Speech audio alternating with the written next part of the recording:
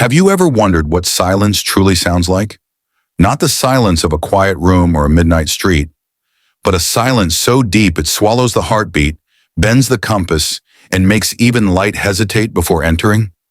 At the base of Japan's most sacred mountain, Mount Fuji, there lies such a place.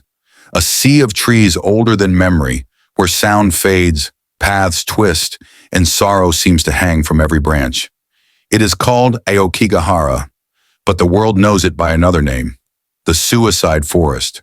From above, it is breathtaking, a blanket of deep emerald stretching across 30 square kilometers of volcanic soil. The forest was born from fire, carved from the earth nearly 1,200 years ago, when Mount Fuji erupted, pouring molten lava that hardened into black stone.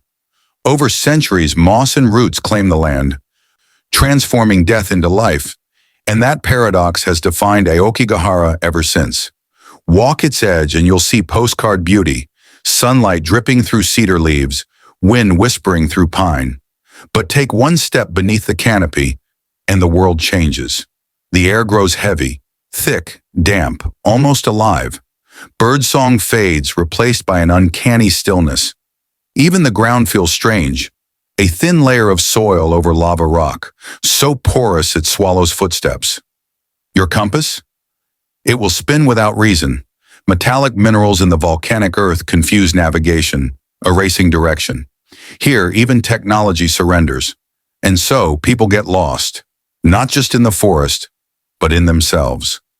Aokigahara's roots run deep into Japan's soul, tangled in centuries of folklore and pain. Its first whispers are not of modern despair, but of ancient famine.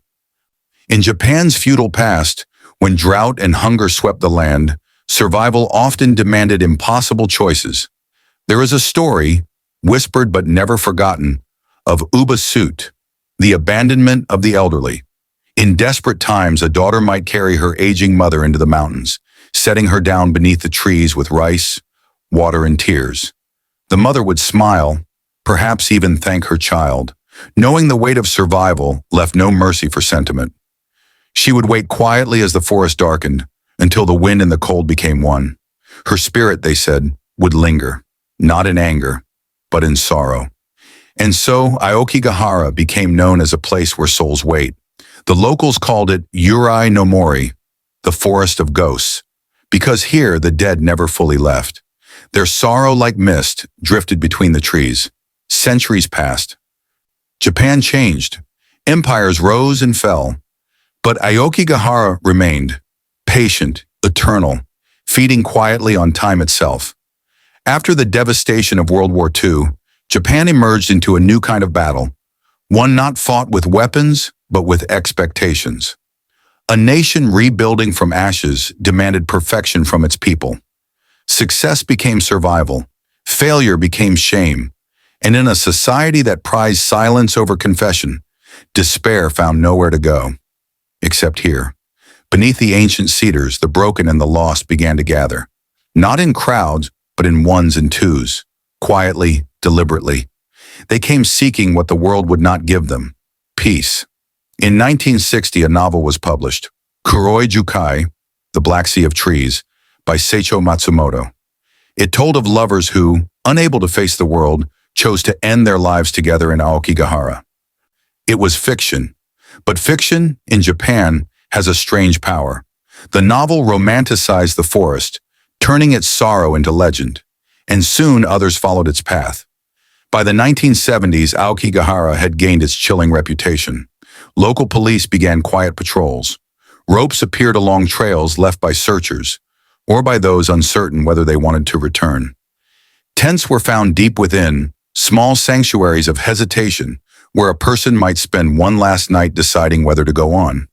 There is an eerie duality in Aokigahara. Beauty and despair intertwine so tightly they cannot be separated. Walk long enough and you'll find signs nailed to trees in careful handwriting. Your life is a precious gift. Think of your family. Please reconsider. These signs are not for tourists. They are for the lost. A final whisper of hope before the forest swallows them whole. But not everyone vanishes forever. Each year, search teams, volunteers, police, sometimes monks, enter the woods to bring the missing home. They move respectfully, often in pairs, speaking softly. They follow colored tape tied to branches, red for a search route, yellow for danger, white for mourning. Sometimes they find a tent still zipped, food untouched. Sometimes a diary. Sometimes nothing but a photograph nailed to bark, a face staring out into eternity. And sometimes they find what they wish they hadn't. The forest floor is deceptive. Beneath the moss, beneath the roots, lie cracks in the lava. Dark cavities where the earth itself seems to breathe. Echoes travel strangely there. A whisper can sound like a cry. A footstep can sound like many. Those who walk alone often describe the feeling of being watched, not by animals, but by something aware, something waiting. In Japanese folklore, such places are alive with yūrei, restless spirits bound by regret. They are said to wear white, the color of burial, and drift through the trees, faces pale, eyes hollow. They call softly to the living, not to frighten them, but to invite them closer, to join them. Whether one believes in ghosts or not, Aokigahara feels haunted, not by supernatural malice, but by human sorrow so dense it lingers in the air. It is as if the forest has absorbed the grief of every life that ended there, weaving it into its roots. Yet amid the darkness, there are those who walk Aokigahara not in despair, but in compassion. Local volunteers dedicate their lives to patrolling the trails, hoping to find the living before it's too late. They carry food, water, blankets, and sometimes simply words. They speak softly, listen longer, and when they meet someone on the edge, they remind them that the world beyond the trees still holds space for them. In that quiet way, the forest is also a place of redemption, because for every story of loss, there are stories of rescue. For every soul that fades, there is another brought back. These small mercies rarely make headlines, but they are the light that flickers against the shadow. What makes Aokigahara so powerfully magnetic? Why does it draw not only the sorrowful, but the curious, the spiritual, and the brave? Perhaps it is because it mirrors something we all understand, that delicate line between life and peace, between suffering and surrender. In Aokigahara, death feels neither violent nor cruel. It feels quiet, inevitable, like the falling of snow.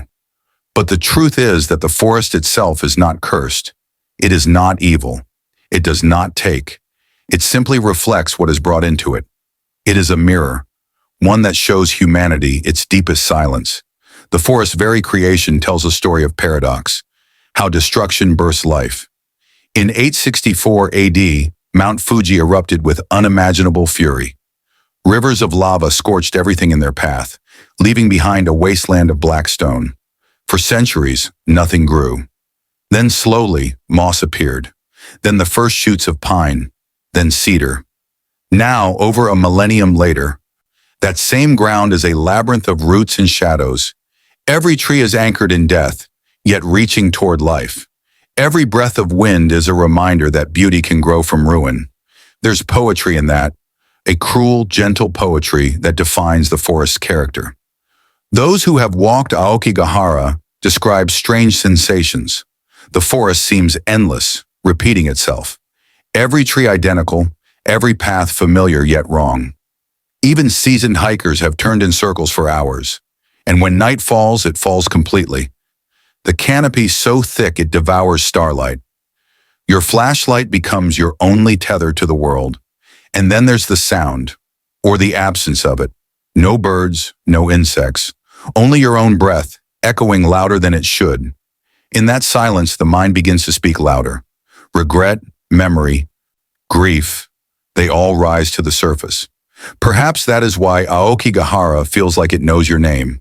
Not all who enter do so with despair. Some come seeking answers.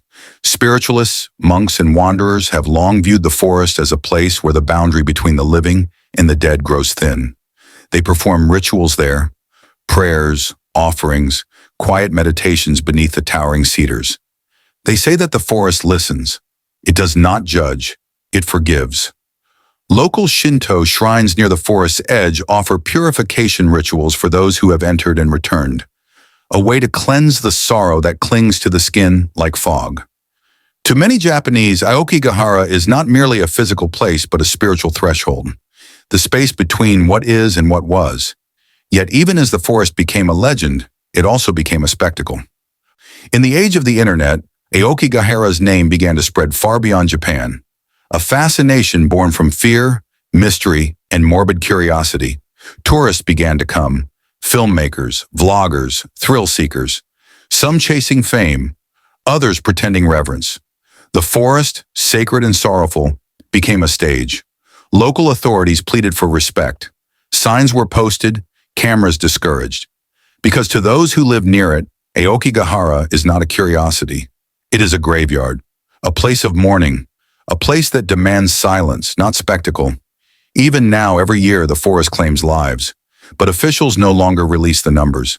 They stopped counting publicly years ago, not out of denial, but to protect the dignity of the dead. There is something profoundly human in the way Aokigahara endures. For all its darkness, it continues to breathe. To nurture life, its trees grow thick and strong. Moss glows a luminous green after rain. Deer, foxes, and even rare birds wander its edges. Life persists, quietly, stubbornly. Perhaps the forest teaches us something, that even in the deepest sorrow, there is continuity. And maybe that is why the people who live near it do not fear it. They honor it. They see in it the balance of nature. Death feeding life, silence feeding understanding. One might expect the forest to be ugly, oppressive, but it isn't. It is heartbreakingly beautiful. When the morning mist rolls through and sunlight scatters through the canopy, the air glows like green glass. The ground, soft with centuries of fallen needles, breathes a quiet rhythm. And somewhere in that stillness, the boundaries blur between grief and grace, despair and serenity. To walk there is to walk through the anatomy of the human soul. Every step is a question. Every breath is a prayer. In spring, small wildflowers bloom between the roots, flashes of color against the black soil. They seem impossibly brave, defying the weight of sorrow that hangs above them. In autumn, the leaves turn red and gold, as if the forest itself burns quietly with memory. In winter, snow falls softly, covering everything in silence. The forest becomes a white sea, still, pure, almost forgiving. Even death here looks like peace. But not all stories end in sorrow. Some end in gratitude. There are those who entered the forest once, lost and broken, and who later returned to say thank you. They speak of how the silence gave them clarity, how the stillness showed them they wanted to live. Aokigahara, for all its grief, has also saved lives by forcing those who enter to confront what they run from. In that way, the forest is not a tomb, but a teacher. To understand Aokigahara is to understand Japan itself, a culture built on the balance of light and shadow, beauty and impermanence. The Japanese word mono no aware means the sadness of things. The awareness that all life is transient, that beauty and loss walk hand in hand. Aokigahara embodies that truth. It is not horror. It is the echo of humanity. Today, authorities continue their quiet patrols. Volunteers still tie ribbons along the paths, and every so often someone new enters, searching for something words cannot name. Some find despair, some find peace, some simply find themselves. And always the forest listens. When dusk falls, the air cools and the mist begins to rise.